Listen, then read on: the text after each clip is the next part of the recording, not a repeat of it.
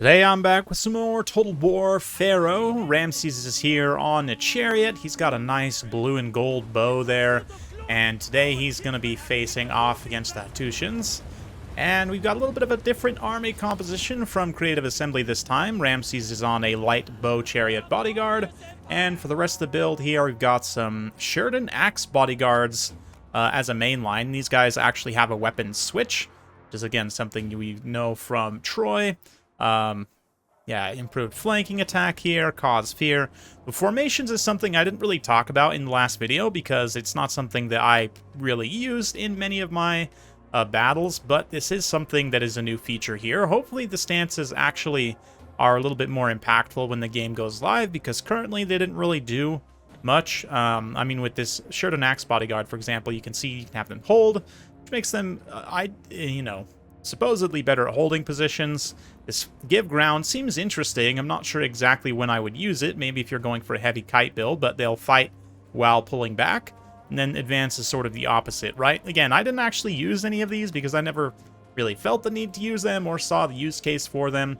But anyway, Sheridan Axe Bodyguards, yeah, they have a weapon switch. Currently they're in the Sword and Shield mode, and I'm pretty much just going to leave them in that mode for most of the time. I do have some two-handed axemen here, these Upper Egyptian Mace Axe Warriors, which is just a fantastic name for a unit because, yeah, look at their weapons. If that's not a Mace Axe, I don't know what is. Anyway, got some Javelins in the back here, some Sheridan Raiders. Javelins, of course, historically very good in historical Total Wars, as they generally do very good armor-piercing damage. We got some, yeah, Sheridan Axe Bodyguards, some lower Egyptian Veteran Spearmen, a bit heavier than the spears we saw last time.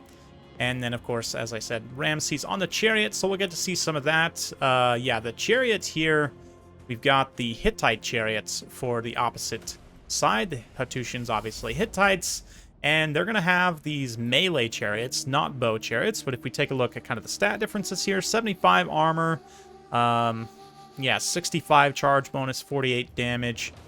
So, more armor. And, yeah, better charge bonus and damage there on those chariots, which is sort of to be expected. They are melee-dedicated chariots, after all.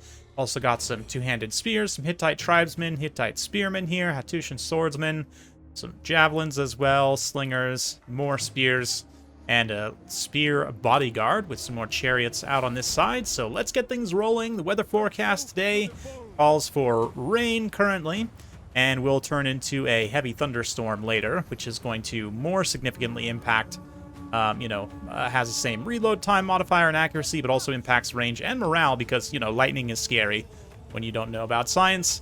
And also something to consider, you can see on the mini-map here the sort of different terrain types. We've got the shallow water, we've got the mud, and like I said, the weather will affect these. Unfortunately, I don't get sort of the mouse over UI breakdown in replays to be able to show you guys. Maybe I'll splice in some footage of a live battle there just to show you some of the modifiers. Just quickly wanted to point out that you'll notice different units actually have different effects in different terrain types. Like you can see this mud here, for example, debuffs these light infantry slightly. If I switch to these more heavier infantry, you can see they receive even more of a debuff. So yeah, we've got muddy terrain here. There's tall grass, which obviously provides cover, allowed some units to hide. Woods, of course, also has some debuffs and allows some units to hide once again. Anyway, let's get back to the action. Like I mentioned in the last video, the rain can actually change, or like hot, dry weather, for example, could dry out the mud flats, whereas heavy rains will make the ground even muddier, right, and harder to cross. So it's definitely interesting. It remains to be seen how much of an impact that will make, but certainly, like in this battle, I wanted to just avoid this entire area with all this woods and shallow water and mud flats and whatnot, so trying to get the spears to counteract the chariots, obviously. Anti-large is definitely still a thing. In this game, we're also getting the Axe Warriors onto my opponent's heavy infantry here, onto the Hattusian heavy spears. But let's get in close and watch as these two-handed axemen, Mace Axemen, of course, get in and fight. Something else you'll notice is there's a lot more matched combat animations compared to, say, Warhammer, which can make the combat feel a little bit clunky sometimes. Rome 2 infamously has a little bit weird, like collision mechanics sometimes because of the way those matched-only combat animations works. This one I don't believe is matched only, but it has more matched combat animations than Warhammer does, certainly. Warhammer really doesn't have much because of the high degree of variability in the unit skeletons and animation sets and everything else. But obviously, when it's just humans, it's a lot easier to execute those matched animations to perfection. So we'll keep it right here. Hittite chariots and slingers in the back, just pouring in fire, doing some really nice damage to my units. And my own bowmen in return just taking shots here at their skirmishers, obviously. Like I said, javelins historically have been very high damage, but the two-handed axemen are able to fairly well in this engagement. You'll notice that little icon, and you see how they're getting armor debuffed. So units, as they take damage, their armor will decay over time. It's another new mechanic that has been added in, and there are ways to restore armor, for example, in sieges, which again you'll see more of later. They have buildings with various effects, but oh yeah, here we go. The chariots finally having kind of won out on the flank over there. I can start to deploy against enemy skirmishers. These light chariots aren't going to be ideal for going after heavy infantry, obviously, but against these light slinger skirmishers, no problem just running into them en masse. And again, the collision mechanics in this game are a little bit odd, as you can see here. The chariots kind of bunch up a little bit weirdly. And just in general, I've noticed infantry charges 1v1 don't feel great. I'm not sure if that's left over due to Troy, because Troy had some of those issues over time. And also partially probably due to the matched combat animations, but still, very cool. I have to say, I love the aesthetics of this game. And the unit variety, despite it's mostly infantry only, still feels pretty good. Like, I definitely felt the difference between the high damage axemen and the more, regular mainline infantry. Spears definitely are the most defensive, so, if you really need to hold a position, spears are going to be the best way to do it. But so far, it's been going pretty well.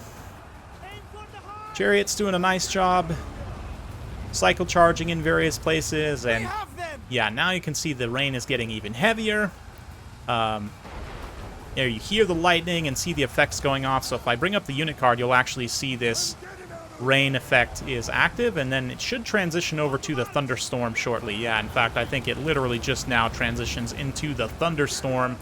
So pretty cool, honestly. What is this? I must have missed that little UI icon indicator there. I think that was actually saying that the ground conditions have changed in that area. I'm pretty sure is what that little UI indicator was, but I'm getting out of here. Another victory for Ramses as he continues his rise to power.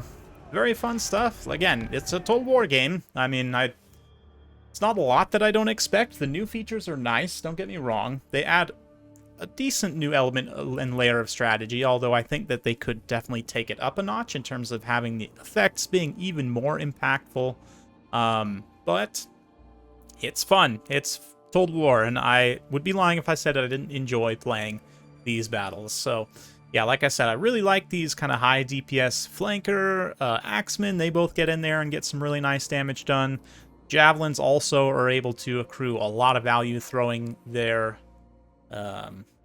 high damage javelins, obviously, into various engagements. Archers also, once again, are probably the MVPs in terms of damage output, both over 900 damage value, which is quite fantastic.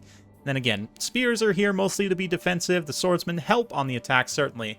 And had I switched the axe bodyguards to their two-handed stance, they might have performed even better, although they definitely would have taken more damage in the process.